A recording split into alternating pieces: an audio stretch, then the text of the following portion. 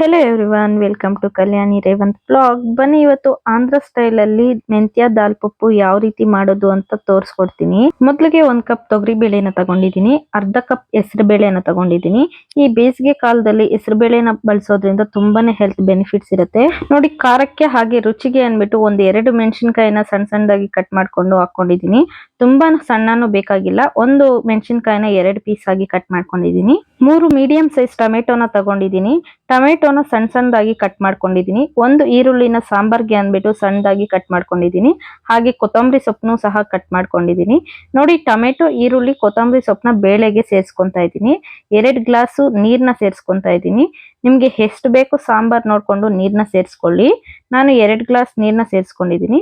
ಸ್ವಲ್ಪ ಜೀರಿಗೆ, ಒಂದು ಅರ್ಧ ಟೇಬಲ್ ಸ್ಪೂನ್ ಆದ್ರೆ ಸಾಕಾಗತ್ತೆ. 1 ಟೇಬಲ್ ಸ್ಪೂನ್ ಎಣ್ಣೆನ ಸೇರಿಸ್ಕೊಂಡಿದ್ದೀನಿ. ರುಚಿಗೆ ತಕ್ಕಷ್ಟು ಉಪ್ಪನ್ನ ಸೇರಿಸ್ಕೊಂಡಿದ್ದೀನಿ. ಸಾಂಬಾರ್ ಪುಡಿ 1 ಟೇಬಲ್ ಸ್ಪೂನ್, ಹಾಗೆ ಧನಿಯಾ ಪುಡಿ 1/4 ಟೇಬಲ್ ಸ್ಪೂನ್, ಚಿಟಿಕೆ ಅರಿಶಿನ ಸೇರಿಸ್ಕೊಂಡಿದ್ದೀನಿ. ಸೌಟ್ ತಗೊಂಡು ಚೆನ್ನಾಗಿ ಮಿಕ್ಸ್ ಮಾಡ್ಕೊಳ್ಳಿ. 1-2-3 ಸಲ ಮಿಕ್ಸ್ ಮಾಡ್ಕೊಂಡ್ರೆ ಸಾಕಾಗತ್ತೆ.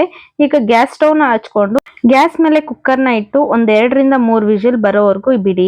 ನೋಡಿ, ದಾಲ್ ಪಪ್ಪು ಸಾಂಬಾರ್ಗೆ ಮೇನ್ ಇಂಗ್ರೀಡಿಯೆಂಟ್ ಬಂದು ಇದೆ. ಈ ಸೊಪ್ಪು ಬಂದು ಮೆಂತ್ಯ ಸೊಪ್ಪು ಅಂತ ಕರೀತಾರೆ ನಮ್ ಕಡೆ. ನಿಮ್ ಕಡೆ ಏನಂತ ಕರೀತಾರೋ ಕಮೆಂಟ್ ಮಾಡಿ ತಿಳಿಸಿ. ನೋಡಿ, ಈಗ ಸಣ್ಣ ಸಣ್ಣದಾಗಿ ಕಟ್ ಮಾಡ್ಕೊಂಡು ತೊಳೆಯೋದಕ್ಕೆ ಸೇರಿಸ್ಕೊಂತಾ ಇದ್ದೀನಿ.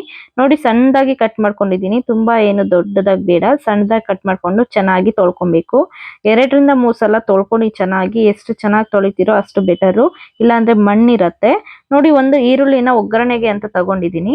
ಹಾಗೆ 1 ಬೆಳ್ಳುಳ್ಳಿನ ಸಿಪ್ಪೆ ಸಮೇತನೇ ನೋಡಿ ಜಜ್ಕೊಳ್ತಿದ್ದೀನಿ. ತುಂಬಾನು ಜಜ್ಕೋಬೇಡಿ, ಒಂದ್ಸಲ ಜಜ್ಕೊಳ್ಳಿ ಸಾಕಾಗತ್ತೆ.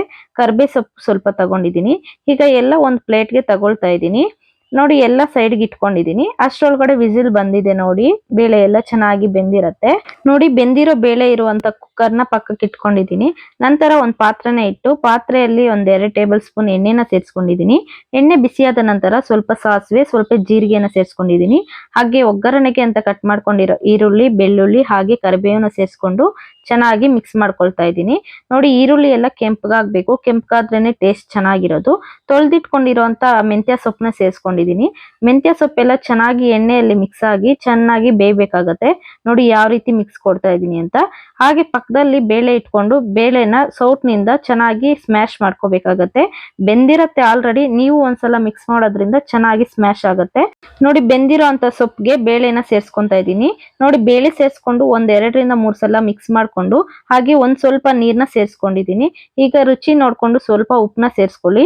ಖಾರ ಉಪ್ಪು ನೋಡ್ಕೊಂಡು ಸೇರಿಸ್ಕೋಬೇಕಾಗತ್ತೆ. ನನ್ಗೆ ಇಲ್ಲಿ ಉಪ್ಪು ಕಡಿಮೆ ಅನಿಸ್ತು, ಅದಕ್ಕೆ 1/2 ಟೇಬಲ್ ಸ್ಪೂನ್ ಉಪ್ಪನ್ನ ಸೇರಿಸ್ಕೊಂಡು ಚೆನ್ನಾಗಿ ಕುದಿ ಬರೋವರೆಗೂ 1-2 ನಿಮಿಷ ಚೆನ್ನಾಗಿ ಕಾಯಿಸ್ಕೊಂಡ್ರೆ ಸಾಂಬಾರ್ ಗಟ್ಟಿ ಬರುತ್ತೆ. ಈ ಸಾಂಬಾರ್ ಮುದ್ದೆ, ರೈಸ್, ಚಪಾತಿಗೆ ತುಂಬಾನೇ ಚೆನ್ನಾಗಿರುತ್ತೆ.